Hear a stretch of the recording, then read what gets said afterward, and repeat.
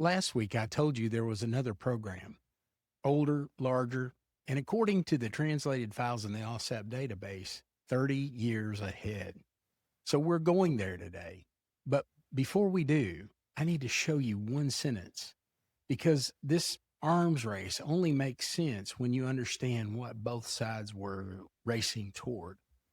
The sentence is in a DOD cleared book and it passed Pentagon review, and I'm going to read it exactly as it was written. Determine what has gone wrong in our attempts to fly loaned or captured craft. Plural, not one attempt, attempts. Loaned or captured. Two different words and two different categories. A captured craft obtained through recovery or intercept, but loaned is a different word entirely. A transaction, a relationship, a transfer. A loan requires a lender, and a lender requires a decision. A decision requires communication. So that's what the word loaned logically requires to be true. And it cleared Pentagon review. Now we go to Russia. Because if the United States was attempting to fly a loaned or captured craft, then the Soviets had been trying to solve that same problem for 30 years longer. And what both programs found is partially what this episode is about. This is Beyond the Map.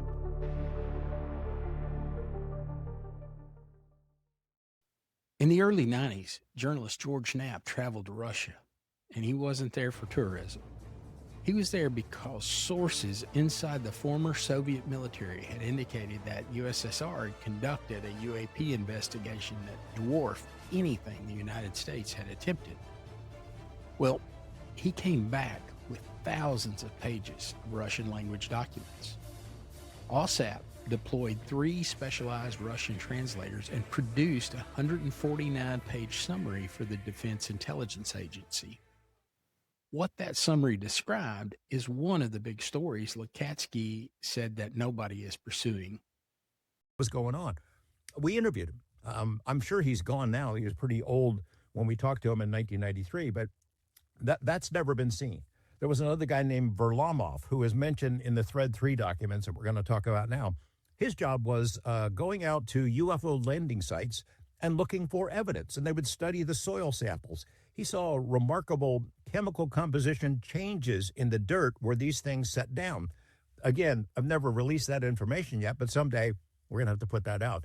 You know, the program was called Project Thread 3. Not a fringe effort or a side project.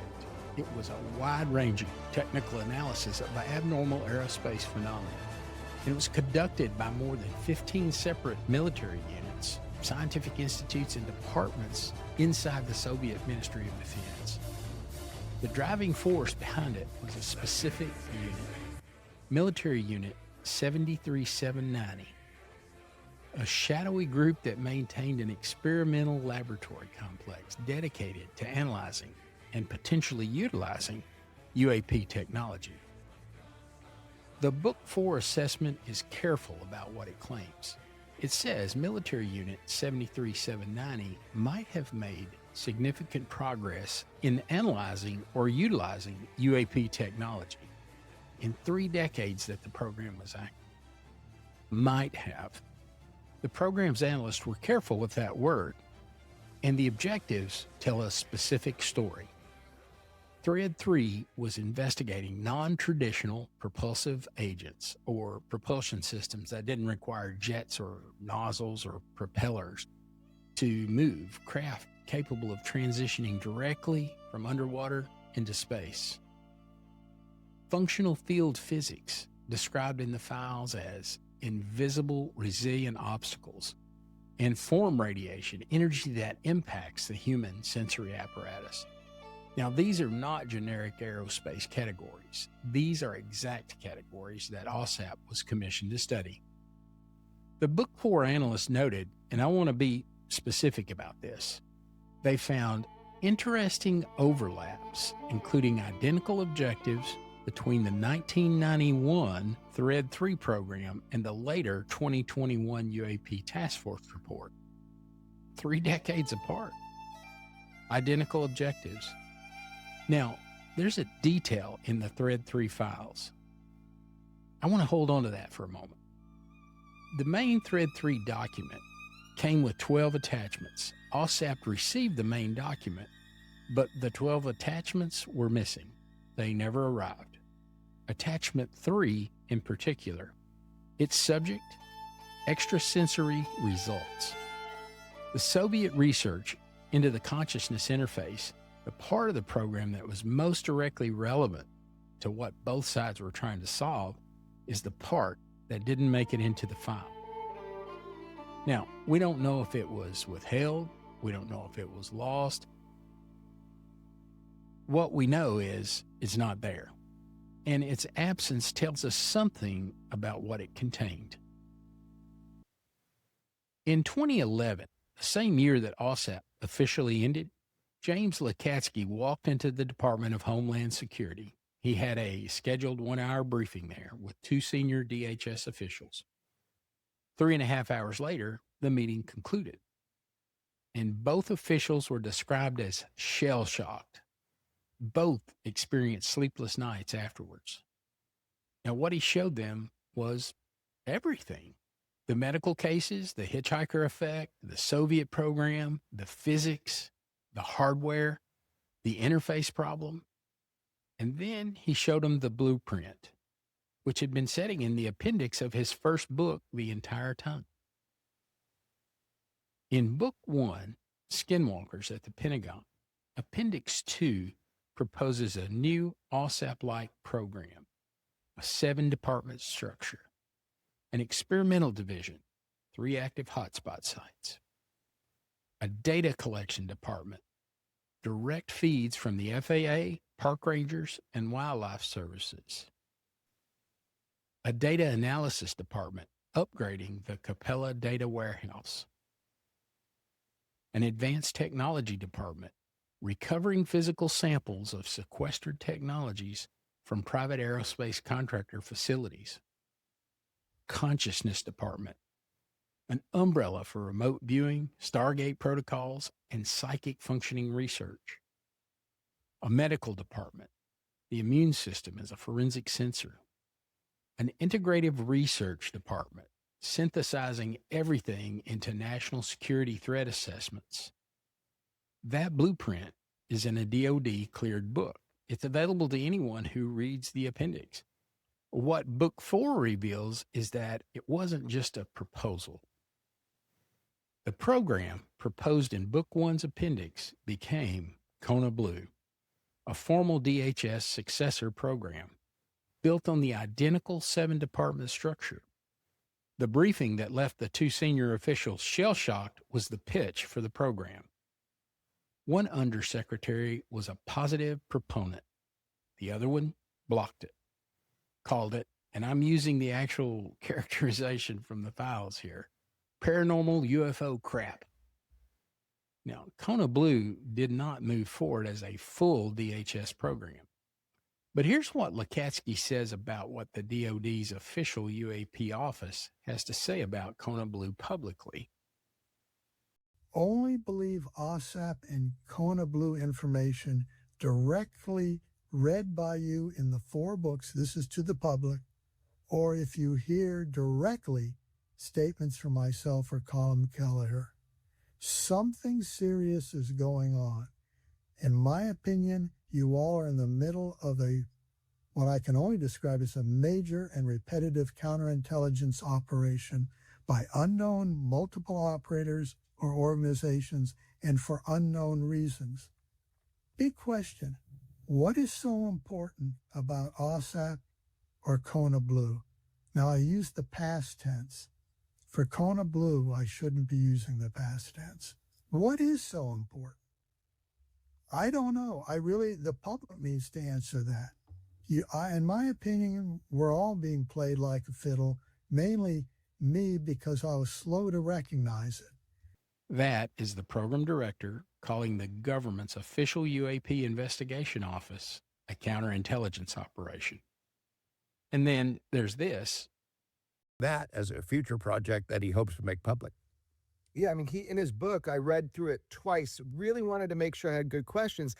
Lacatski reveals that he personally briefed 2 Department of Homeland Security officials in a skiff for 3.5 hours in February of 2011, and he said that that left them shell-shocked. That's a quote, with sleepless nights. And his exact words were that AAWSAP never ended, but converted to Kona Blue. So he's not like hinting at it. He straight told you that Kona Blue moved into some aspect of working on the phenomenon, that it wasn't a dead program, that it's not a dead program.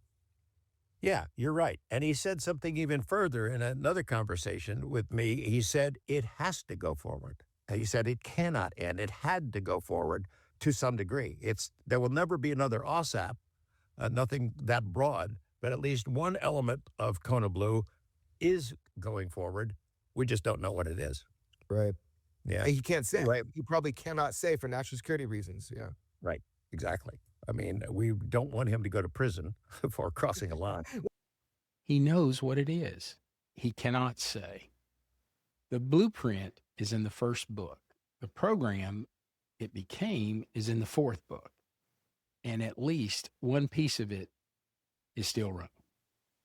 For 80 years, witnesses have described the same thing. The moment before there's a UAP encounter, the world goes quiet. Not quieter, but quiet.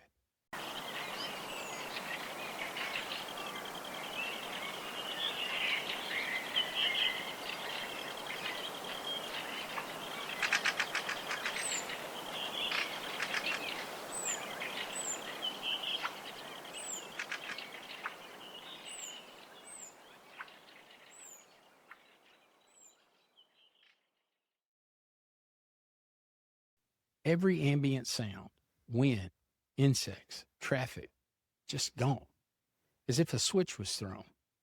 British UAP researcher Jenny Randles coined a term for it, the Oz factor. The state of altered perception of time and space that witnesses describe in the moments around close encounters. The UAP community treated as just high strangeness, something unexplainable, something perhaps psychological. But the AAWSAP program treated it as a physics problem, and they found a proposed mechanism that explains it. It's in DIRD 16. Advanced Space Propulsion Based on Vacuum Engineering, a DoD-cleared scientific paper commissioned by AAWSAP. The paper proposes that a craft operating on space-time metric engineering, manipulating the structure of space-time around itself, creates a local region where time runs at a different rate than the surrounding environment. Inside that region, time is faster. The craft's internal clock is ahead of everything outside of it. And here's what it does to sound. Now, sound is a wave, a frequency. And that wave enters a region where time is running faster. When that happens, the frequency drops. The pitch shifts downward, below 20 hertz, below the threshold of human hearing. So the silence isn't an absence of sound. It's a gravitational redshift of every sound in the environment below the range that your ears can detect. So the world didn't go quiet. The frequency around the witness was shifted out of their range of perception.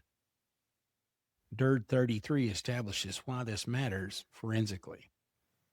It documents what conventional hypersonic aircraft produce: low-frequency shock, turbulent wake, and infrasound signatures detectable by monitoring stations. UAPs produce silence. Against that baseline, the silence is not normal. The silence is a signature. Now, the same propulsion field has a second effect, experienced not from inside the field, but from outside it. We covered this in episode 2, the blue shift mechanism.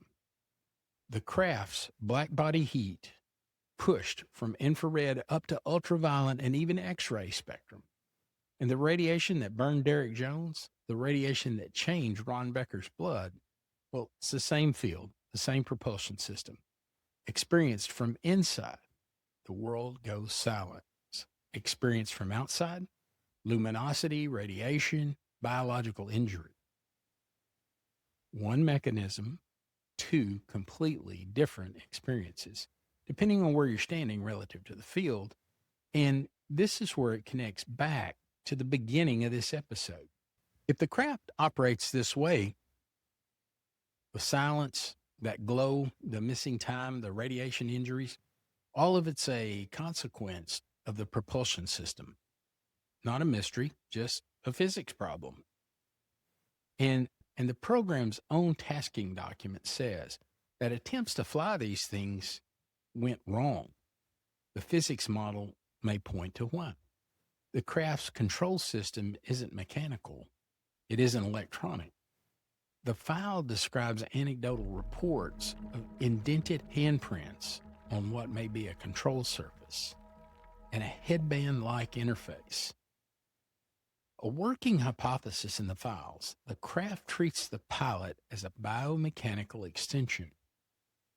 Now, if that's accurate, you can't fly with your hands. You can't fly with a joystick. You can't fly with anything that doesn't interface at the level of consciousness. Now, that's why the attempts went wrong. And that's what both programs, American and Soviet, were trying to solve, which is why attachment 3 matters so much. The one the Soviets never sent, the one labeled extrasensory results. There's one more thread in the books that nobody really has fully assembled on camera that I'm aware of. It starts with a clearance. James Lacatski spent his career at the Defense Intelligence Agency, a career missile physicist, nuclear engineer, and a DIA analyst cleared at the highest levels. In 2 separate interviews on camera, when asked about his access to legacy UAP programs, he said something very specific. To that. The only other clearance I had was a Q clearance at DO. I'm not concerned with it. Q clearance, Department of Energy, the nuclear weapons complex. Only 1% of federal employees hold a Q clearance. That involves a deep psychological evaluation, financial background checks, and ongoing polygraph requirements. Now, it's not a general intelligence clearance. It is specifically the clearance for nuclear and atomic information. When asked directly about his access to hardware programs, Lacatski deflects to the Q clearance. Not once, but twice in separate interviews. He's not claiming DOE holds the craft. He's pointing with a very specific clearance pathway. The institutional logic that follows is his own, and it's stated analytically in the transcripts. The DOE's rigid security system and non-disclosure standards make it the natural institutional home for crash recovery programs. It has facilities with clearance levels that bypass normal DoD oversight. It has a relationship with private aerospace contractors that goes back to the Manhattan Project. And the books document AAWSAP investigated UAP-related files that were held at Los Alamos National Laboratory. Not hardware, files. But files at a DOE nuclear facility. In the program's own production records, there's one more detail. The Defense Intelligence Agency has stated that it can't locate 7,500 pages of AAWSAP records.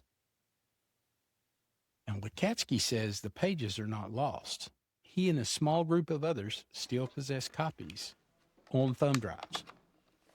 The institution lost them. The people who built the program kept them. And the institution that was supposed to investigate the program's findings? Arrow. Lacatski calls it a counterintelligence operation. The program never ended. The files never disappeared. and the clearance pathway points somewhere specific. We're not going to tell you the DOE holds the craft. Sources don't confirm that. What they confirm is the direction that Lacatski is pointing, and that direction hasn't changed across 2 interviews, 4 books, and 1 DOD cleared publication's worth of institutional evidence. So here's what the 4 books reveal when 3 of them are read together. The Soviet Union ran a program that was larger than AAWSAP for 30 years before AAWSAP even began.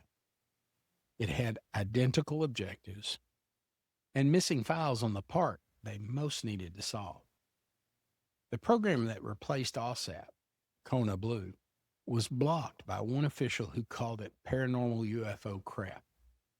But at least one element is still going forward, and Lacatski won't say which one.